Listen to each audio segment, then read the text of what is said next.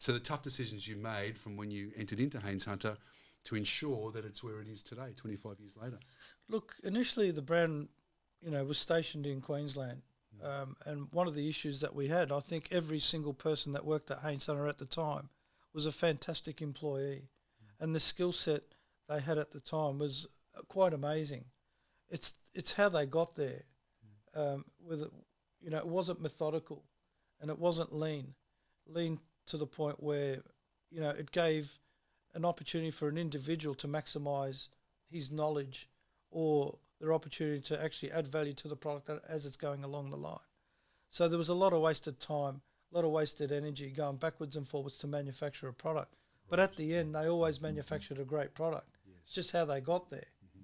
So it was a bit of a struggle at the start because trying to explain some of the knowledge that I had in regards to value stream mapping in a production environment at Haines Hunter at the time was non-existent.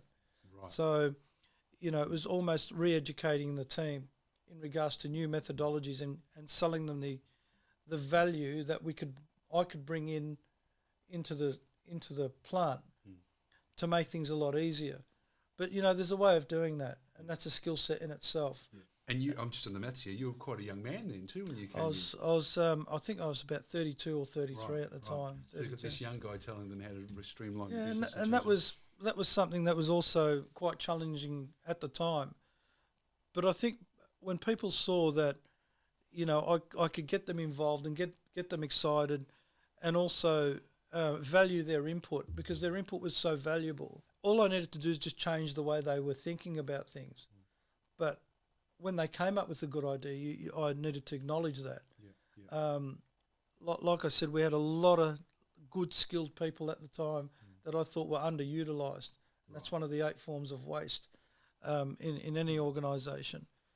You've got people in the business who their skills underutilised, underutilised, and their skill set is a lot greater than what they even think. Yes.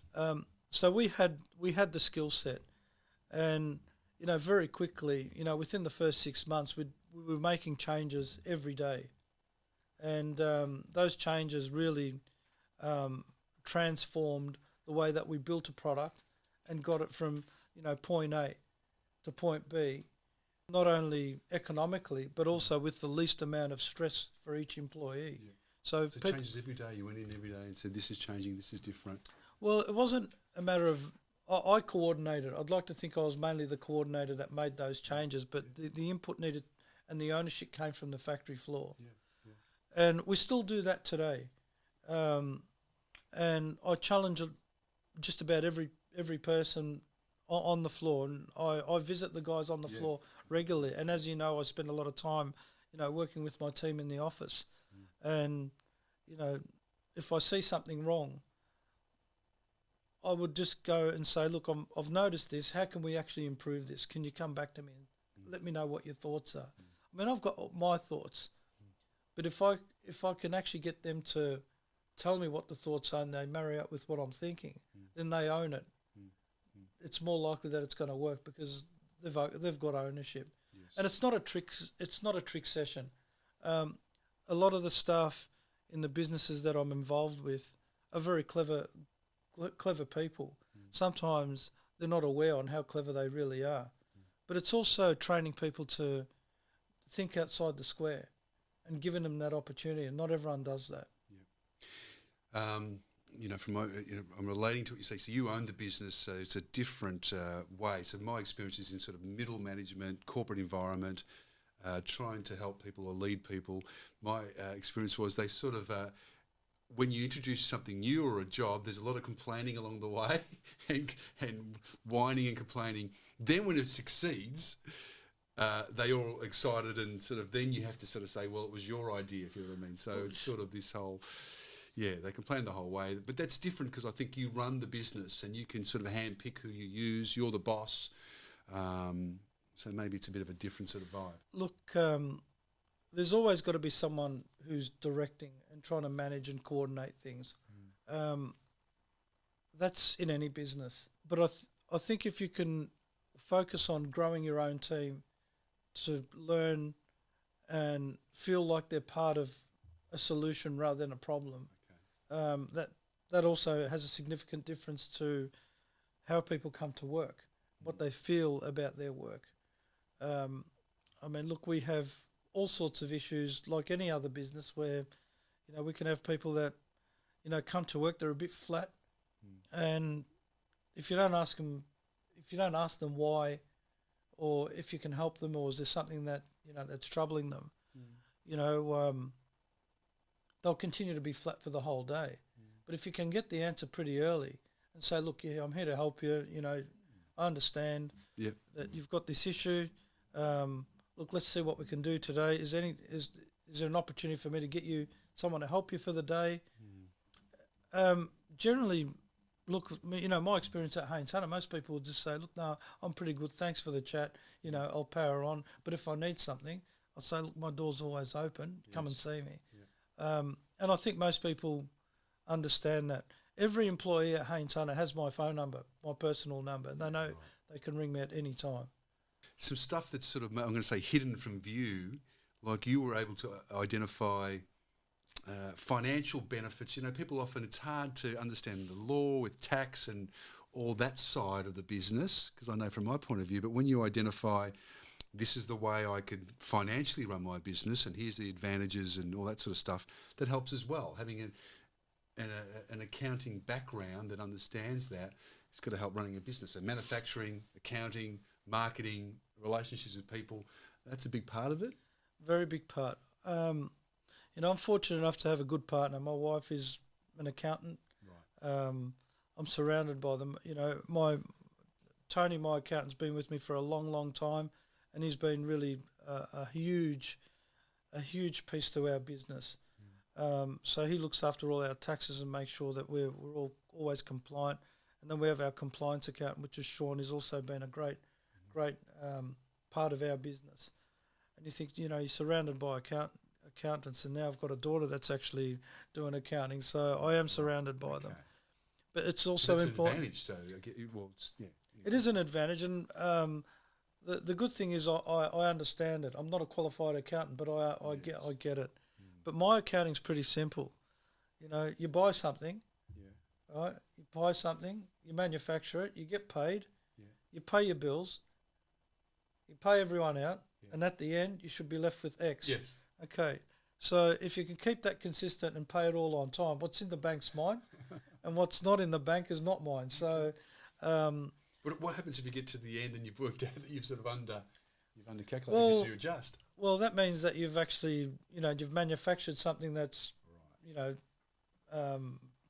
haven't calculated things properly. Yeah. And that's why I think it's important to have a good stronghold and not get too far behind, because I've been involved, as you know, I've worked in a lot of other businesses where I've assisted, and a lot of accountants who, can be like Sandra Sully with the late news. They tell you after it's all too late. I know where you went wrong. They're all like that. I reckon that's been my experience. Is like, I wish you'd have told me 6 months ago. Yeah. The beauty is with the accountants that I work with, they don't work like that. Right. So you've got this vision ahead, like the train. There's going to be a collision down there. Sort of turn left.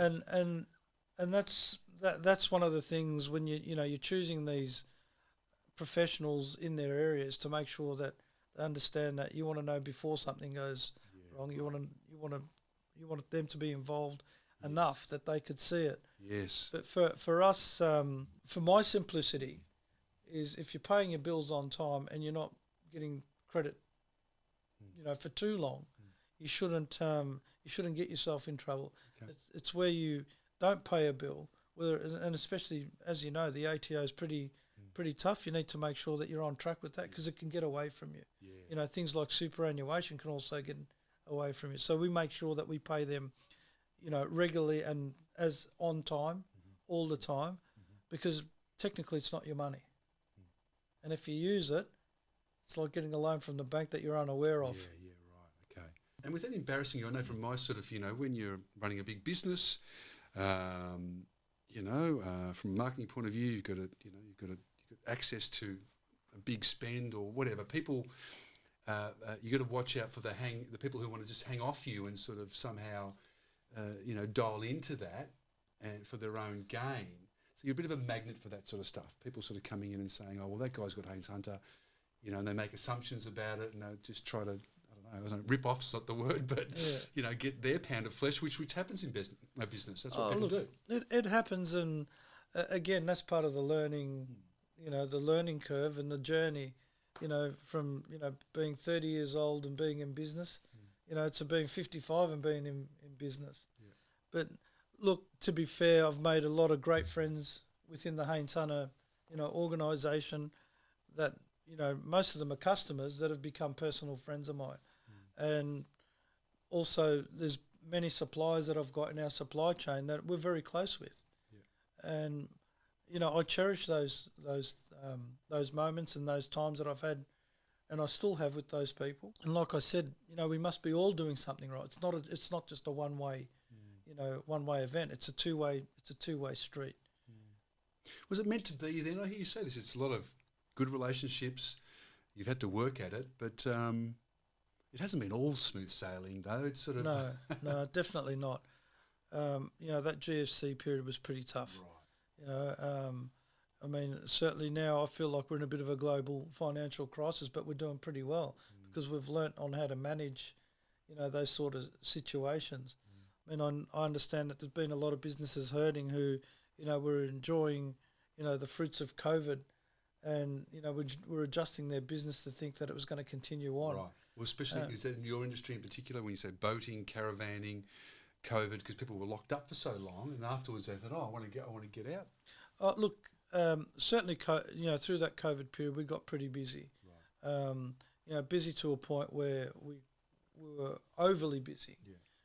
However, we still build the same amount of boats we still build the same amount of product today as what we did in COVID, because I didn't change anything through COVID. We built the same amount of product. I didn't adjust the business.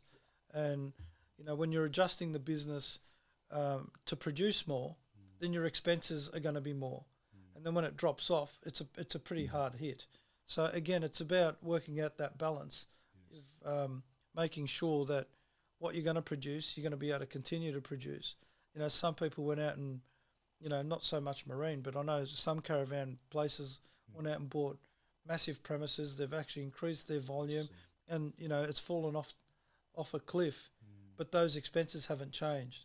And that's something that I learnt through, you know, the GFC period, is to try and keep a balance. Right. So we're quite a predictable business, not only what we manufacture every month, but we're also quite predictable to our suppliers. They know that we're quite consistent. Yeah. So what do you do in your business? Okay, so it's COVID. You had the capacity to keep it consistent, but there's opportunities coming in. All of a sudden, the phone's ringing off the hook. You have to employ some other people, don't you? You have to sort of make a change, and then maybe it drops off, and then you're stuck. You think, oh, I've got to change now. I think before I said to you, you know, there's some tough decisions that you have to make in business, and one of the toughest decisions was not to get drawn into, you know, this situation where, you know, surely at some point everybody knew the bubble had to burst.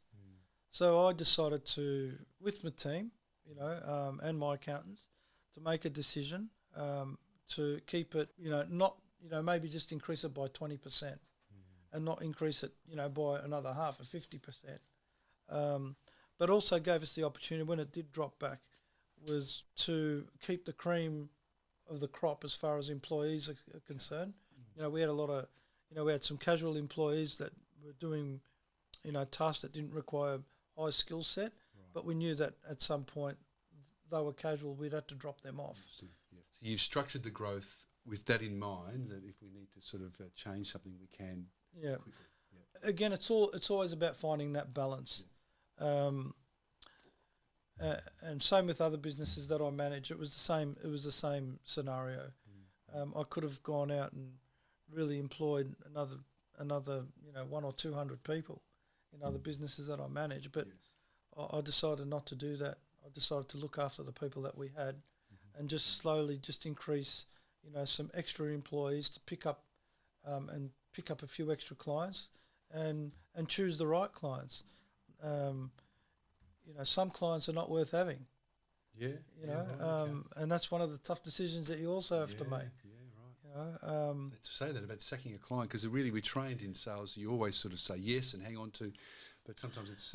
I didn't think it was about sacking a client. It was about taking on a client that, you know, was it a client that you feel that you can always deliver what they're asking, or was it a client that, you know, you're working on a margin that really wasn't even feasible for the business? I mean, let's face it, a lot of people find it hard to come to terms with the fact that you're in business to make money. And the business has to make money because that gives you the opportunity to reinvest in your staff and in their opportunities and in the growth for the business, which, again, helps your supply chain. It helps your dealer network. It helps your people that are working with you on your team, because they're not going to work for you for the same amount of money all the time. You know, as inflation, you know, gets higher, you need to adjust as well. I mean, we've seen superannuation go up. You know, cost of goods have gone up. You know, rents have gone up. So you need to be able to make a profit so you can put it back into the business. So you prepare yourself. You just spoke about things which are out of your control or a business owner's control. You know, governments change rules, things change, the economy sort of changes as well. So you just need to be prepared for that and have a bit of a buffer zone. Look, I mean, there's some things that you can't prepare for. I mean, as you know, you're a Victorian. There's a lot of things that have come into the Victorian. That's why I asked the question. Holy moly, they're making it harder every day in Victoria. Oh, it's very difficult, and you know, they want their money. They want the government wants to. They've misspent. Here's my political comment here, but you know, I guess that's the common understanding. The government has sort of mismanaged the budget, and now they sort of want to claw some of it back, basically, from businesses and property owners and that sort of stuff. Oh, look, it's a tough one to swallow, but unfortunately, there's nothing we can do about it. Look, and there's a lot of hardship out there. I speak to many other people that are in business where they've asked for my help, and we could sit there and talk about land taxes and all the extra costs that they've incurred. But we could talk all day. But is it going to make any difference? Nothing's going to change right now. We have to try and work out what the solution is. And for some people, unfortunately, I could be the first one to tell you that I've worked with a couple of people where we've had to actually fold their businesses up because it was never going to work. Right, okay. They were never ever going to make enough to keep a sustainable business. And to your credit, you've kept it local. I'm just assuming that you must have had somebody walk into your office or several times and say, "Hey, John, did you realise that you could, I don't know, offshore or change this or do that, but you understand the value of people and being hands-on." Sorry, because you said we can't change, and I was going to say, well, maybe you can pack up and go to Queensland or something. You can't just shift your business, but I'm sure there's opportunities to do those sorts of things, but you've chosen to keep it the way it is. And I think it all comes down, how you're programmed. You can only make those sort of decisions when you've exhausted every possible solution to your problem. I'm sure, people have packed up and gone to Queensland and maybe thought their problems are going to go away.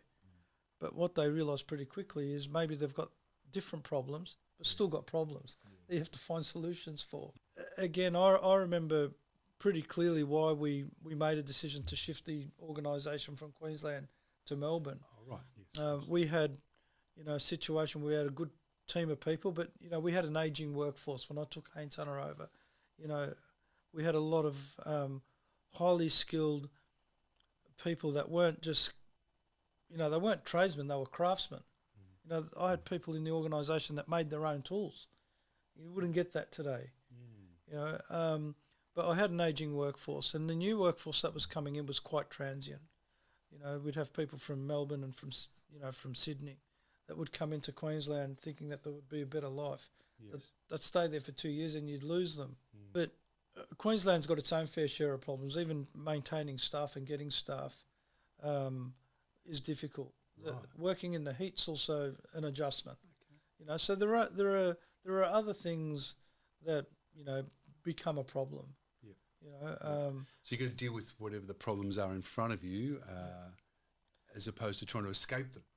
Well, and one of the things that I found at the time, and to their credit, Maritimo and Riviera were, You know, they were big players in the industry. They were very busy. They were poaching staff left, right, and centre, and we just couldn't keep up with paying what those big guys could pay. Funnily enough, 2 years later, it all turned around, and those people came knocking on our door, but it was all too late. Right. I find to run a business in our industry a lot more stable to manage. In the staffing area than what it is when we were in Queensland. Now things might have changed, but right now I feel like we can invest in our staff and we'll retain them. Yes. Are you making fast decisions or slow decisions, as they say? How are you making sort of decisions in the business? Do you go and sort of sleep on it and maybe, or it's again that balance? Sometimes it's a fast decision, sometimes just have to think about it. It all depends on what you're dealing with. Some decisions you need to make pretty quickly, and other decisions, if you can make them quickly, but sometimes it's better just to sit back, take a deep breath, get some other people involved, get their opinion, and then make a calculated decision. Yes. And with your staff, are you evaluating who you're dealing with? I'm backtracking now, just had this thought, because I get this impression that you're sort of this sort of guy. Sometimes if you need to give someone a bit of a rattle or a shake or break them out of their pattern, there is a strategy to that as well. You sort of might challenge them on something, thinking, okay, I'm taking him down a road. I don't want to reveal your secrets here. Look, I think honesty is the best policy. Yeah. Most people that know me know that I'm quite a straight shooter. I don't like sugarcoating anything. Yeah. I like to call a spade a spade. However, I also prefer people that reciprocate that back. Yeah. And it comes down to explaining the respect side of things. If you're being honest, you're being respectful. I think just those small, basic things that we sometimes miss out on, we miss. However, with staff, and we're talking about staff, every person at Haines Hunter is a valuable asset to us. Yeah. Every single person. Now, do they all perform equally? The answer is no. But there are reasons for that. Some people might be in training.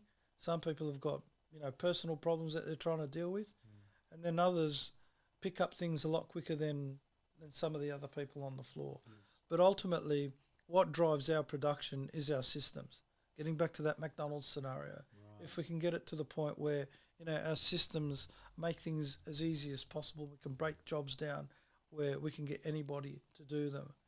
That also gives you quality and consistency in the product. I mean, don't forget, building a boat's a complicated thing. Yeah. It's not such a simple thing. So, the systems and the documentation that we can actually provide each individual. So if they're not sure about something, they've got a reference point. We have got all that in place. Yes. In fact, I've seen some photos. I'm sure we'll show some photos on this video of the systems and how you manufacture boats at your factory. Yeah, it's not an easy thing to do. What's exciting is, for us, I think we're very well organised. We're a very well organised oiled machine. But what's exciting is that the amount of room for improvement that we have, that we can actually make it even better. Often people come in and see us as the pinnacle of what we do in the areas that we function in, and that's great. But the question is, is it because everyone is so bad that we look good? Okay. Yes. For us there's definitely always room for improvement on a daily basis, minute by minute. For other boat manufacturers, I know we're talking from business in general, if they walk in, for them to fix what's one of the biggest things you need to look at when it comes to a system, and maybe you're trimming some fat or being lean? Does it come down to one thing, or there's multiple things? There's an array of things. Map it out, maybe map out the process and then start to... Most people... I'd like to think that most people in the industry would know what a value stream map is all about. And if you can value stream map your organisation and then break it down and then constantly break it down, that certainly identifies where you can improve and what the priority is, because you can improve in every area. Right. But, working out what's the priority improvement right now. And it could be the fact that, there's a particular job on the factory floor that people just don't like doing but it needs to be done. Right. And you might look at that and say, look, how can we make it so it's not so daunting on somebody to do this particular task? So we've been able to identify some of those left field things that might not actually give you a better product. It's going to give you the same product, but we've broken it down, and the improvement really is about making things simpler and easier for the individual. Right. So it takes the courage so you identify that. So the more you sort of identify those different examples and fix them up, it's going to eventually be a whole streamlined process. And I guess a lot of people turn away and they'll see it's difficult or hard or whatever. They'll say, okay, and they'll just walk away and not worry about it. But you need to take on and say, we've got to fix this. Let's fix it, even though it might seem small at the time. Every improvement is not just about adding value to a product. It could be, having things convenient, and sorted so it makes it easy for that individual. That's still an improvement. Right. And not everybody looks at that as being something that makes them excited and tick. But for someone like myself, I enjoy that detail. So attention to detail. I enjoy making improvements, and value those improvements. And I think one of the points that I wanted to make, or what I want to tell you about, when you sort of get to this stage in your career, one of the things that really is honing in on me personally right now is watching my staff in the organisations that I work with grow. And I'm going to give you an example of that. And I'm hoping that one day this particular individual, I won't mention his name, but I've watched a young individual who couldn't speak much English be given an opportunity at Haines Hunter. And I remember walking into this interview halfway through and speaking to the manager at the time, and he said, look, this guy's not really for us. And I said, do you mind if I have a chat with him? And he said, yeah, sure. So I sat this individual down. He just wanted a job. He wanted to work, and he wanted a job. And I thought, let me go back to what I think I will base things on. And I look at the 3 A's. He had good attitude, he had good aptitude, and I think he was going to be really good with his attendance. So those 3 A's. So anyway, to cut a long story short, we put him on. And today, where I feel satisfaction in making that decision is the fact that this guy came in, couldn't speak much English. We put him through an apprenticeship. A couple of years later, we put him on through an adult apprenticeship. And he's become a qualified boat builder. He's one of our best boat builders. He's still there today. 8, 9 years down, Haines Hunter is still there. But I've watched him, find a girlfriend, get married, and have kids, and buy his own home. Yeah. And that is something that I feel great about, and I've contributed towards, his life and his lifestyle. And I think that's a journey that I'm going through at the moment within myself. Yes. Because that sort of, I was thinking, this discussion really is about getting into the mindset of somebody who's done that, and that sort of talks about who you are, how you've sort of run your business, and the philosophy of your business. We could sit somebody else here that might be, I don't know. I was at a market. I'll tell you a story. I was at a market on the weekend, and I just observed some of the people there in the different stalls. There was a guy just on his phone and didn't even look up. And you asked him up front, he went $120, and he just sort of went down again. I thought, well, because I pay attention to sort of these, service, and I think, well, gee, that's interesting. So, that story talks about who you are, the mindset of your business, and the philosophy that's really driven you for the 25 years. Yeah, and can you change that in people? See, this guy is looking at his phone and just grunting at people. I mean, he's never going to get to where you are. They're one of the tough decisions you have to make. You can work on, the old stories, you can lead a horse to water, but you can't make it drink. I mean, there's got to be an element of that individual wanting to take on those challenges and actually work with them. And in this particular individual that we've got at Haines Hunter, he grabbed the bull by the horns and ran with it. He took every opportunity and didn't waste it. And, that definitely gives you more, encouragement to help this guy even further. And, you know, I can tell you, I mean, there's someone that you work closely with in our marketing department. Yes. That's a similar story. Yes. You know, I thought that's who you're talking about actually, but I've met no, them. no. I was actually talking about someone on the factory floor. But you know, I think contributing towards people's growth and helping them in that journey, you know, at where I'm at in my career now is a key element. And I'm going to do a full circle on this because it's almost the same as worry about getting the product right and doing all the things right, and then everything else will fall into place. And you can do that with the product, but you can also do it with your staff and the people that you're working with. You know, worry about actually helping them grow into your business and getting them to that point that they can, you know, grow and see the benefit of working within your organisation, and the rest will fall into place. And you know, those individuals, right now off the top of my head, there's a good half a dozen within the Haines Hunter organisation that we've actually contributed. You know, I feel good because we've contributed to their well-being and their life, and their growth in their life.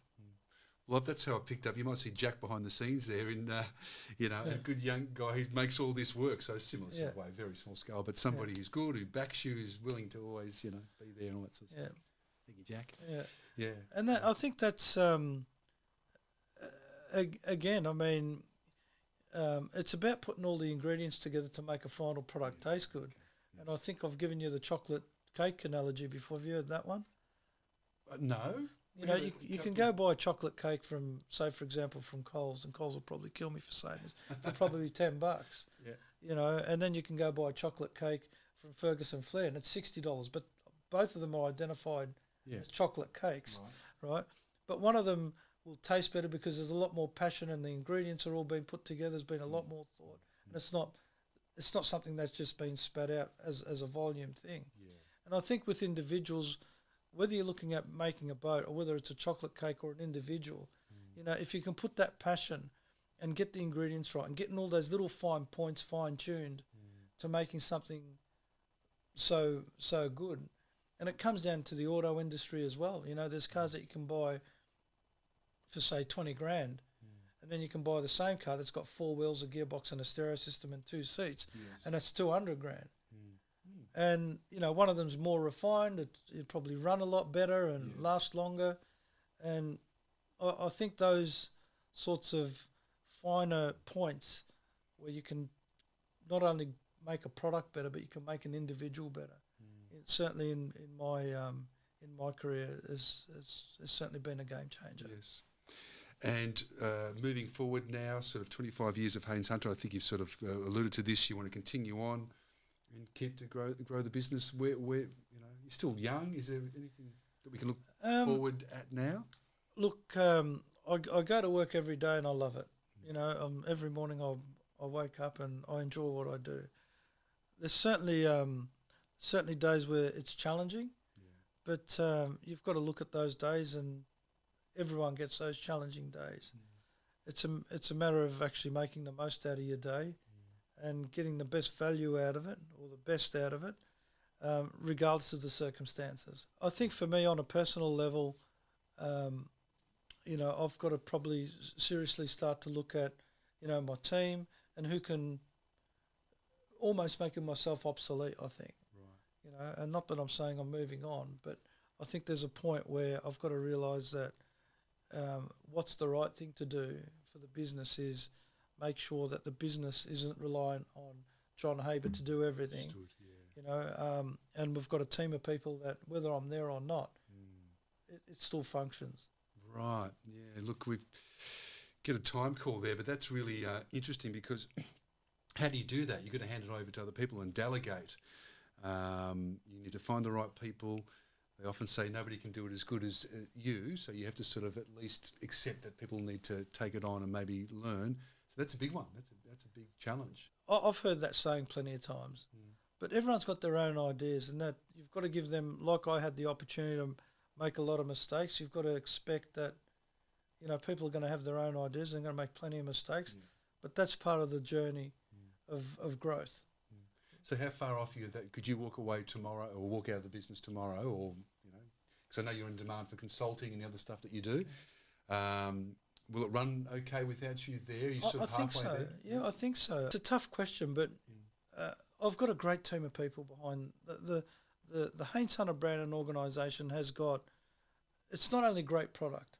It's a great team of people. We've got a great customer base. We've got great dealer network. Our suppliers are all fantastic, and there's a lot that makes the world go around. Like I said to you at the start, I think I feel like I'm just the coordinator and making sure that it all runs smoothly and fine-tuning and delegating, the tasks. But right now, could I walk away? I think I could walk away for a period.